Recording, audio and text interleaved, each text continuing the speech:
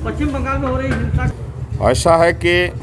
हमसे थोड़ा समय मांगा गया है, तो वहाँ विधिक कार्रवाई जो है करने के लिए मुझे आश्वासन मिला है कि संविधान की रक्षा हर संभव में की जाएगी और वहाँ जांच की जा रही है। जो लोग जो है इस तरह से अनलीगल असंवैधानिक कदम उठाए हैं, तो हमने जो है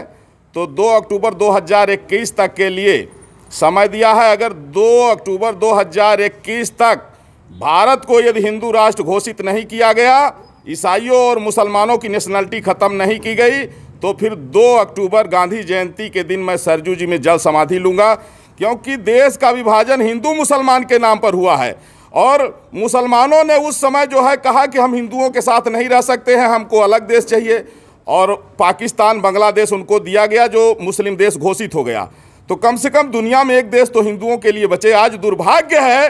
कि वेस्ट बंगाल में जितने यहाँ के मुसलमान हैं वो भी रोहिंग्याओं के साथ मिलकर के एक तरफ से हिंदुओं की हत्या कर रहे हैं, और उसी तरह जो है तो तमिलनाडु में हो रहा है, केरल में हो रहा है। जहाँ भी मुस्लिम आबादी ज़्यादा है उनको पाकिस्तान से प्रेम है, लेकिन हिंदू और हिंदुस्तान से नफरत है। ये हिंदू और हिंदुस्तान के वजूद को मिटाना चाहते हैं। इसलिए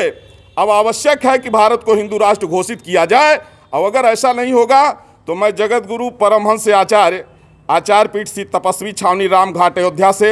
हमने इनको 4 महीने का समय दिया है, नहीं तो गांधी जयंती के दिन 2 अक्टूबर 2021 को सरजू जी में जल समाधि लूँगा। आशा करता हूं कि आदरणीय प्रधानमंत्री नरेंद्र मोदी जी के नेतृत्व में संविधान की रक्षा के लिए यह महत्वपूर्ण कदम जरूर उठाया जाएगा।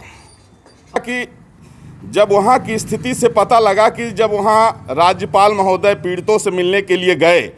तो जिस तरह से वहाँ के मुस्लिम समुदाय ने, रोहिंग्याओं ने उनके साथ में जो बदसलूकी किया, इससे ये पता लग रहा है कि अब पूरे देश में मुसलमानों की नागरिकता समाप्त होनी चाहिए, भारत हिंदू राष्ट्र घोषित होना चाहिए। नहीं तो 13 बार भारत के बंटवारा हो चुका है और अब स्थिति में भारत नहीं है कि फिर से ये बंटवारा झेल सके। तो इसलिए राष्ट्र की एकता और अखंडता के लिए चाहे जान चले जाए, लेकिन मुसलमानों की नागरिकता समाप्त होनी चाहिए, भारत हिंदू राष्ट्र घोषित होना चाहिए, और इसके लिए हमने 4 महीने का समय दिया है। महाराज जी, अगर वो यहाँ शरणार्थी बन के रहेंगे, जब यहाँ पार्टीशन नहीं हो रहा था, हिंदुओं ने कहा कि नहीं हम भाई भाई हैं, मिल के रहेंगे,